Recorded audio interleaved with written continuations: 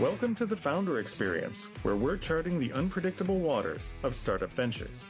I'm Nathan Williams. And I'm Alex Gutjahr.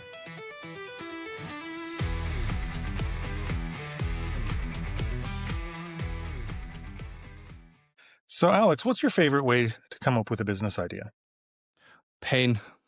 Pain. So whenever I experience something that's causing me pain emotionally or mentally, that's usually where I try to direct that into an avenue where I think about, okay, how can this be solved and potentially as a business? So I'd say pain. Pain. I like that. What is it for you? Oftentimes for me, it's I find the most interesting ideas come when you've got one sort of world or domain that sort of exists in its own. They've got their own jargon, their own way of thinking, and then you've got a completely different one. You bring them together and you've got new perspectives that hadn't been thought of before. And past couple of businesses I started that way. So, I come from tech background, software startups. And I started going into regulations, compliance, and regulatory issues because of my dad. He was working in a big company at the time. He's retired now, but he used to work for Michelin, big rubber, and chemicals, and tires. And he approached me because he had pain points in his work and his jobs and developments in that market that he thought there might be some opportunity in. And so then when we bring software together with this regulation pain, then you can start to see opportunities that people who are in the middle of their own world, they feel the pain, but they don't know how to solve them, right? And same thing in a few different contexts. The more you bring in different communities together, if you're part of a community, you might see that there's pain, but you don't necessarily have access to the perspectives or the tools or the knowledge to be able to see what a solution might be, and to think through it in that way. And so I find that bringing worlds together gives you new perspectives that can influence business ideas. Yeah, I like that idea. I'm just thinking, I think there was a book or something about the Medici, or I'm not sure who it was exactly, but who also tried to orchestrate these different viewpoints or people coming together to do this, right? To see, okay, what emerges when you bring together different views. I just wonder, how do you orchestrate that intentionally, right? Because I've seen that myself before, different industries where I just got launched into, right? Because I said yes to some weird opportunity, which turned out to be quite interesting, and then all of a sudden you'll launch into something new, and then you can bring your perspective, right? For me, that's most often software, and I always try to solve issues with tech, right? But it's still the domains still change, and I've seen this. And to be fair, when I started my career as a consultant in a consultancy, that was pretty good, because at least that part, because I would see different clients across different industries, right? And you would see what is the same, what is different, and then that helped. But how would you orchestrate that intentionally today to come up with ideas? It's funny. It's more of an art than a science, and I like the word orchestrate. Right? Because it's not something you can plan. It's something that you can create an environment for. This is not all businesses should or do grow this way. This is a particular brand of business or actually it's a particular approach to fostering innovation, because you can't make innovation happen. You can foster it. You can create the environment. It's a little bit like going to a party. If you go to a party, something interesting might happen. You don't know, something interesting might not happen, but you can be darn sure that if you don't go to a party, nothing will happen. Yeah. Right. And that's the same sort of thing. The question is, how can you bring fresh perspectives together? Well, the simplest way is with bringing people together. You get professionals from different environments. You get the banker, you get the tech guy, You get the manufacturing guy and the guy that, sells stuff. I don't know. But you bring them all together, and then you like if you've got people that are in maybe similar situations that they want to they're maybe want to start a new project, start a new side project, but they're all sort of from different backgrounds with different Mm-hmm. perspectives. Bring them together for a weekend away to where you sit down and just brainstorm and talk through until interesting ideas emerge, right? And then or do a hackathon. This is sort of the spirit of a hackathon, isn't it? Mm-hmm. Where you get a company that sponsors the hackathon or a set of companies, and they've got resources, they've got a domain, they've got a very complex running business, and then they get tech people and new students and whoever to work on specific challenges or problems or pain points that the big company has with certain data sets or certain APIs or whatever, and then they hack it out for a weekend until they come up with some ideas, and there'll be bad ones Yeah. and there'll be good ones. And survivorship bias, some of them will survive, and Yes. that can turn into a business. But it's a very interesting way of bringing worlds together. Now, personally, I find it more interesting, like most interesting, when you've got two mature worlds, right? So, like a corporate world from one domain and a corporate world from a completely different domain that end up coming together, because then you can have, a different, a, a very different perspective than when you get, for example, students who don't have a lot of work experience coming coming together to a corporate, right? Like, prime example of this was Autotune. So Autotune, if you're is completely changed the music business over the past 20 years, right? Or however long it's been. But do you know how it started? No.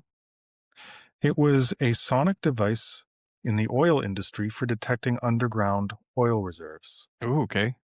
They would send down radio, or not radio waves, it was sound waves, and it was a sonic device for going underground and doing underground scanning. But people found when they spoke into it, it would change the pitch and modulation to their voice, and so then it just got resold I see. as a completely different thing into the music industry, and as pitch correction and things, and now, I mean, it's everywhere, and this was just something people were playing with, but then you bring this whole musical world into it, and then you have a whole two mature industries that got this new innovation because of it. Yeah, I'm just thinking to what extent you still can. I mean, you cannot really plan for it, but at least create the environment, as you said, right? And this is probably similar to like 3M coming up with the adhesive, right? And then just realize this is more, I'd say, by accident, right? It wasn't. I still think, especially from the business point of view, how can you expose yourself to more and novel ideas, right? There's the personal level. If you want to start something, you can just meet people with different backgrounds and then see what comes out of that.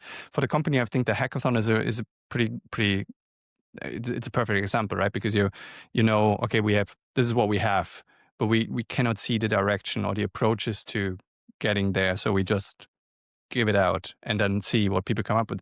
And maybe to some extent, this is also related to open source, right? In the tech world, that you say, okay, well, if you're heavily relying on technology, well, maybe it's worth just open sourcing all or parts of it, and then seeing what people do and see if that helps to bring also your commercial business forward with what is being generated there.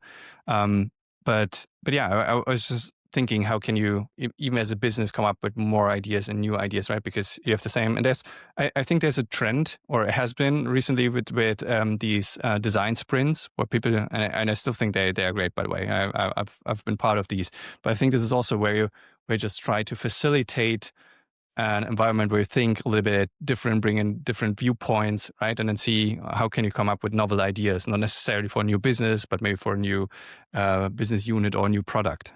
And I mean, what we're talking about here is about innovation, right? Not every business needs to be completely innovative, right? It's a very big misconception, but among new founders, that if you want to start a business, that it has to be innovative. However, innovating within your business or coming up with a business innovation like this it does help to have a certain amount of randomness to it, right? Because Mm. how do you plan for Yeah. innovation? It helps to have like you're basically talking about facilitating accidents. It's the evolution of ideas, and most ideas are going to be bad, and we have to be okay with that. But this type of innovation approach is about bringing together chaotic elements and seeing which ones work the best. I mean, isn't that what AI is, right? You'd have a lot. Early machine learning was all about let's make a bunch of random mutation changes to Hmm. algorithm, and we'll keep the best ones, and then randomly mutate those and do 1,000 generations until something's smart. Yeah. No, I agree. And but actually, that's a good point. Maybe you could even use AI today, right? So you don't like you could say you act as a specific expert for one industry, like something that you come up with, right? So I'm thinking about, I don't know, mechanics or whatever, the car industry or whatever you pick, right? And then say, okay, what are common challenges, and you could just mimic the discussions that you potentially have with a real human. So I'm not suggesting you should do this all the time, because I think it's more fun with humans. But I'm thinking if you want to deliberately expose yourself to novel viewpoints, maybe that's I haven't done it. It's just thinking out loud. But maybe that's worth trying, right? To see, okay, how can we iterate and come up with solutions to problems that exist in an industry that's kind of isolated because it hasn't seen innovation just yet. I think that AI can be really useful, and I'll tell you why, is because it's got access to a lot of information. And Hmm. this approach to innovation about bringing different worlds together, none of these are sort of new ideas, right? It's that there's an established pattern of thought and process in maybe one industry or one world. There's an established pattern or best practice in another one. And the question is, if you can bring those together, does it offer a new perspective? Well, what's interesting is that AI that's been trained off of like terabytes of data from everywhere will have access to best practices from different worlds. What it won't have access to is is right answers to things people haven't talked about yet, that aren't sure, that they don't know. Like, I mean, I'm in an emerging field. Yeah. I ask AI sort of, how do you solve this problem that I'm facing? And it gives me, something that's useless that one of my competitors has wrote about and that got trained on. Right. So it's, it's Yeah. like it only knows what it knows, right? Like and it can put ideas together, but expectation management, putting ideas together is a good idea, right? It's a good thing. And so then the question is, can you use this to get insights that are well established from other areas, right? In order to come up with something you might not have thought about, or at least a new place to dig, um, right? Yeah, I think this is, or I see this with myself with the industries that I'm involved with. I feel like I'm always thinking in these like very narrow views, right? Where I say, okay, these are the common problems that resurface, etc. And then whenever I got into a new industry for the first time, as at some point has happened, right? It was like, oh, there's so much to unlock, and you could do something here. And I've been thinking, especially with the networking part, what you could potentially also do is like the platforms like Meetup or Luma. You could just browse events where people meet for a specific topic that's totally unrelated to what you're doing, right? So especially if you're near a big city like we are to Berlin, right? You could see, okay, what are the events tonight? Oh, look, the people are meeting around this weird topic or whatever, and you could just go there and then see if it resonates, right? And then just get in contact with people. So if you really if you really want to expose yourself to as many novel ideas as possible, or viewpoints or industries or whatever, I think you could just every day just do this and kind of speed run it, right? And then see, okay, what are people talking about, and then see if that resonates, and you come up with novel ideas or even specific challenges that you could take on with them. I remember reading about, I think it was Steve Jobs when he was in undergrad university. He took a calligraphy Hmm. course, Hmm. and when they were designing part of the Mac operating system at Apple, uh, the thing that came back to him was that calligraphy course and he invented the TrueType font, right? Where he said, okay, Yeah. well, everything else was in just sort of these ASCII character block letters. And he's like, well, why don't we just make it pretty? Like, why don't we invent, and the birth of fonts was there. And it really was a critical moment in the development of the product, right? The products, the Mac computer line distinguished themselves in being not businessy, not boxy. They're ergonomic. They look cool. They've got cool colors. They've got an intuitive operating system, and for a long time that was their distinguishing characteristic. And why? Because they brought a completely different world to the world of computers, right? Where does art fit into the computer world in the 1980s? Well, right there in the calligraphy course. Yeah, though I mean, especially Apple. I'm not sure if they are an outlier, and I've been also thinking about Tesla with Elon Musk, right? And Steve Jobs, like these being very focused on product and coming up with their own novel ideas or innovative solutions to whether it's the Gigafactory or whether it's calligraphy, like these fonts. But I wanted to how can you make this lasting as or part of the company culture, right? Because I feel like has there ever been like Apple is still innovating, but it doesn't feel on the same level. It feels kind of predictable from where they were, right? Just seeing how tech advances, it's still novel, right? But I'm not sure if it's the same as with Steve Jobs. But then again, when he passed away, right, maybe that was all gone. That big innovative part was just him, and he couldn't install it as part of the culture of the company. So I just wonder how you can kind of systematize that within the company to make sure it's not tied to any individual person. I think that's a very complex question to answer, right?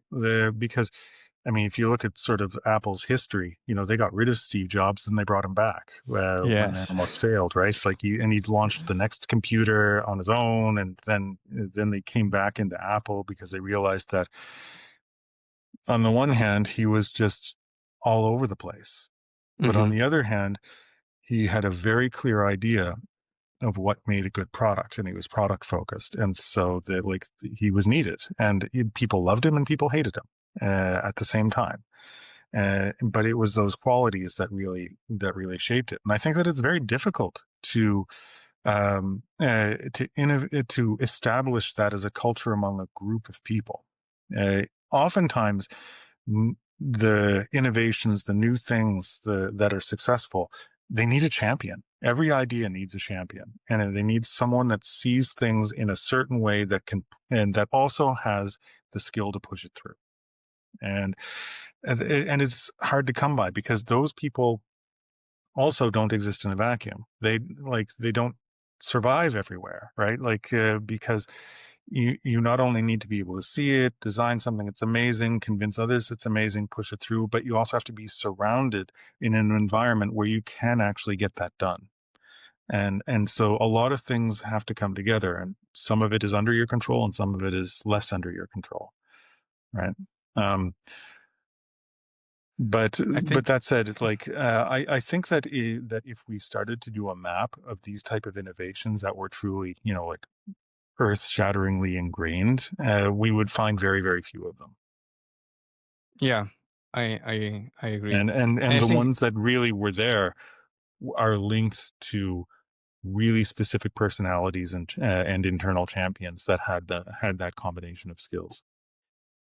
Yeah, and it's probably not so much about the recent innovations, but all bigger innovations during the history of humankind, right? Like going back, whether it's the telephone, the light bulb, electricity itself, like these, how people came up with these ideas, right? What sparked them? I think it's well documented. So you can read up the individual stories there. But back to the business focus, I think it's also relevant to what degree a founder wants this innovative culture be part of the company, right? So an example that I see is Amazon, because I've also worked with them in the past, and I think they've been very good at installing that kind of thinking differently, similarly to Apple approach, and install it into the company culture, so they could innovate on all these different aspects, right? AWS being a big innovation, the Kindle, right? Like these kind of things. And I think for them, I feel they did it quite well. But then again, I'm still using Amazon Alexa every now and then, and it doesn't seem to have innovated at all during the last 10 years. So there's not much going on there. Yeah, I mean, it's also not easy as a founder to know if the innovation that you see needs to be pushed through or not, right? And there's a little bit of survivorship bias going on whenever we talk about an example of an innovation that has succeeded and become large. AWS, great example of a success, right? How did Jeff Bezos push it through? He basically told everyone in his company that all of their code had to be platformed from here on out. So that means that everyone couldn't do direct calls to their database. They had to use like public APIs. Everything had to interface to the APIs. So you eat your own dog food, right? Like if you make bad code, you have to use bad code. So this is an incentive to get better code. Anyone who didn't would be fired. Pushed it through, and it was the right move. And it's AWS is like over half of the revenue, but there was timing involved. He saw the timing. But he wasn't just visionary. He was involved with with a tech business at the time of a tech change, and so he had a sense of the timing and he knew what to push through. But for every AWS story, there's 1,000. There's a Fire Phone. Yeah. Exactly. So you have a founder that says, "Oh, I totally see it, and it has to be this way," and they push it through, and it's a completely wrong answer, and they manage to push it through because their team is afraid to challenge them on it, and then it ends up being a garbage fire. Yeah, I think this is one of the biggest obstacles for established companies who have really many things to lose, right? That innovation is always a danger, right? Because they'll have to justify using funds or time or energy that they have to then argue in front of their investors why they did it, right? Taking bets is really something I think that becomes much harder for established companies, right? Because there's so much more, again, that they could lose. So I've seen approaches to doing this in corporates, but they always felt like they were set to fail from the beginning. The way they were framed, it's like, okay, let's innovate all these things, but don't do this, this, and this, and this. And it's like, but these constraints essentially make it impossible for this to succeed, right? And then just a few months later, you see they announce, okay, we tried this initiative, didn't work out. Sorry, but we tried. And I feel like this is not uncommon to see that there is push for innovation, but these bigger companies still stay the same because they are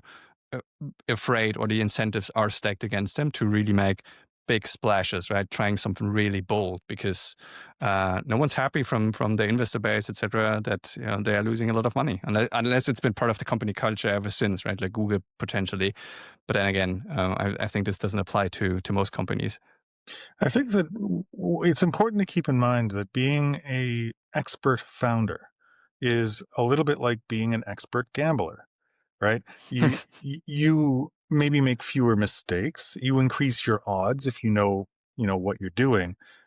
But at the same time, the odds are not 100%. It is a risk, and you're going into something with an idea.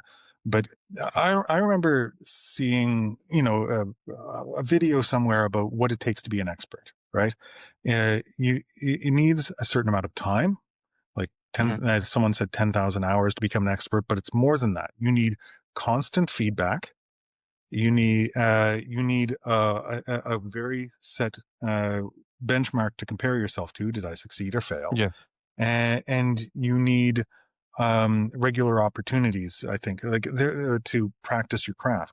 So it's possible to become an expert basketball player, chess player. You compete. You get direct feedback whether you win or lose. You improve your time or you don't improve your time. You have metrics. And then you spend time practicing, and then you also have to have the desire and method to actually make improvements consciously. Yeah. In business, in gambling, how do you do that? In business, how do you do that? Well, you can avoid making mistakes, but I don't know if anyone can fully become an expert in the same way that you can become an expert golfer, because you have a lot of randomness in the market, right? Mhm. There's a lot of things that are outside of your control. There are senses for where the market's going, but if it's never been there before, how do you test yourself against it? So Yes. so it's not, you can have experts, but but it doesn't mean the same thing as like Michael Jordan being an expert basketball player, right? Because there it's very strict environment, very set outcomes. You've got players on both sides. There's no randomness in that situation, or very little, compared to something like starting a new business and innovating in a market that's never innovated before, knowing if an innovation would succeed.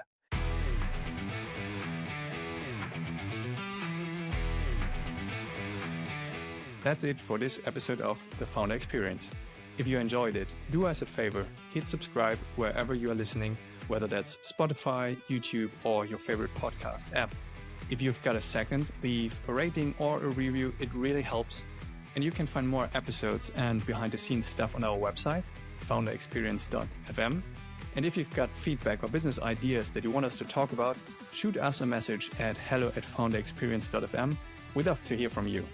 Thanks for hanging out. We'll catch you next time.